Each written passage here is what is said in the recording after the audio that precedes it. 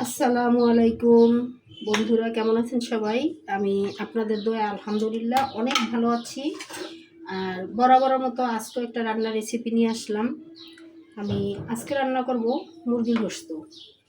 আর আজকের স্টাইলে যদি আপনারা মুরগির গোশত রান্না করেন, সবাই ইনশাল্লাহ চেটে পুটে খাবে। আমি এখানে পরিমাণ মতো তেল দিয়ে দিলাম, দিয়ে দিচ্ছি পেঁয়াজ বাটা। বিসমিল্লাহ। পেঁয়াজ একটু হালকাভাবে ভেজে নেব। আর বাটা মশলার খাবারগুলি খেতে কিন্তু অনেক ভালো লাগে, যে কোনো কিছু স্বাদ একটু অন্যরকম হয়। সবাই জানেন যে বাটা মশলার স্বাদটাই আলাদা। তো চেষ্টা করি সবসময় একটু গুছিয়ে রান্না করার জন্য, তারপরে মাঝে মধ্যে একটু এলোমেলো হয়ে যায়। আর আমি যেই কাজটা করি সবসময় অবসর সময়টা কাজে লাগাই।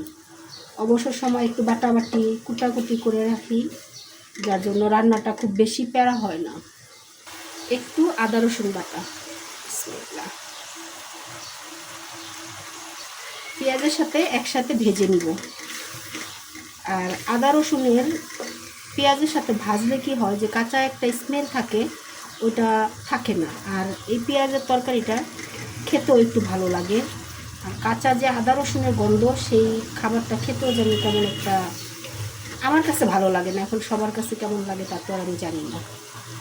একটু ভাজা হয়ে গেছে, এখন দিচ্ছি মুরগির গোশত। বিসমিল্লাহ।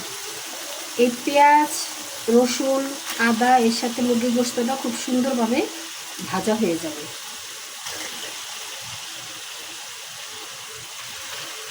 এক কাজে দুই কাজ করে নিচ্ছি।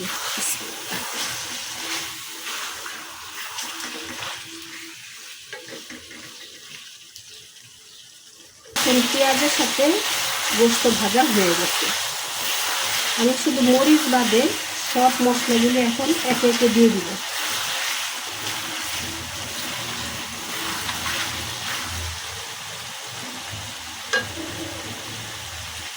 এখানে আছে হলুদ, জিরার গুঁড়া মানে ভাজা জিরার গুঁড়া, তারপরে হইল ধনিয়ার গুঁড়া, গরম মশলার গুঁড়া, লবণ।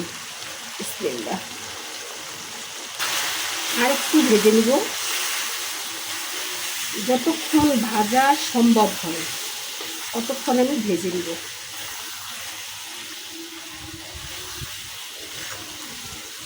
আজকে রান্না হবে একের ভিতরে তিন। রোস্ট স্বাদ, তারপরে চিকেন মশলা স্বাদ, তারপরে হলো ঝাল ঝাল কষা গোশতের স্বাদ, সবই একসাথে হবে।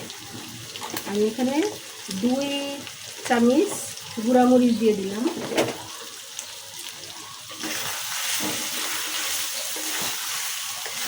আমরা আগে ছোটোবেলা বই কিনতে গেলে বইয়ের গায়ে লেখা থাকতো একের ভিতরে 5 বা একের ভিতরে 10।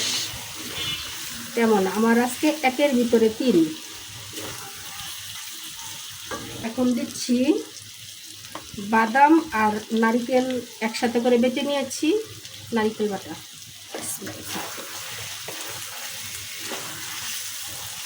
এখানে রোস্টের যে মশলাগুলি লাগে সবগুলি মশলাই দেওয়া হয়েছে, তো সেজন্য রোস্টের গ্রান আসবে। আবার ঝাল ঝাল মুরগির গোশত রান্না করতে যে উপকরণগুলি লাগে সেগুলো দেওয়া হয়েছে। অতএব হয়ে গেল, সব ধরনের টেস্টই আসবে এই গোশত থেকে। কষানোর কাজ শেষ, এখন দিয়ে দিব একটু ঝোল, ভালোভাবে গোশত সিদ্ধ হওয়ার জন্য। এই হিটে একটু ভালোভাবে রান্না করে নিব। দিয়ে দিচ্ছি একটু দুধ, একটু না, এখানে ছোটো বাটির প্রায় 1/3 দিচ্ছি। আর এখন একটা জিনিস বাকি রয়েছে, সেটা হলো মানুষ যেমন শেষ পাতে দেয় দই, আমি শেষ পাতে দিব ঘি। এই একটা কাজে বাকি, আর সব দিলাম। আর এই যে বাদাম আর নারকেল বাটা দেওয়ার কারণে দেখা যায় টেস্টিং সল্টের কোনো প্রয়োজন নেই। টেস্টিং সল্টের যে টেস্টটা, এটা এই খাবার থেকে আসবে। আর সামান্য একটুখানি চিনি দেওয়াও যায়, নাও দেওয়া যায়। আমি এখানে চিনি আর দিব না, যেহেতু আমি ঝালটা বেশি দিছি। চিনি দিলে সমস্যা, অনেক সময় গলা জ্বলে বা গ্যাসের বেশি প্রবলেম হয়, সেজন্য আমি চিনিটা দিব না। দিয়ে দিচ্ছি নিজের হাতে তৈরি করা ঘি। অল্পই দিব, খুব বেশি দিব না।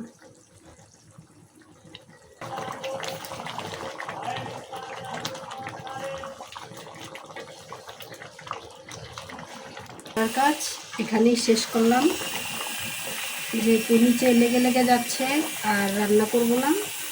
আর আপনাদের কাছ থেকে আমি বিদায় নিচ্ছি। সবাই ভালো থাকেন। আল্লাহ হাফেজ।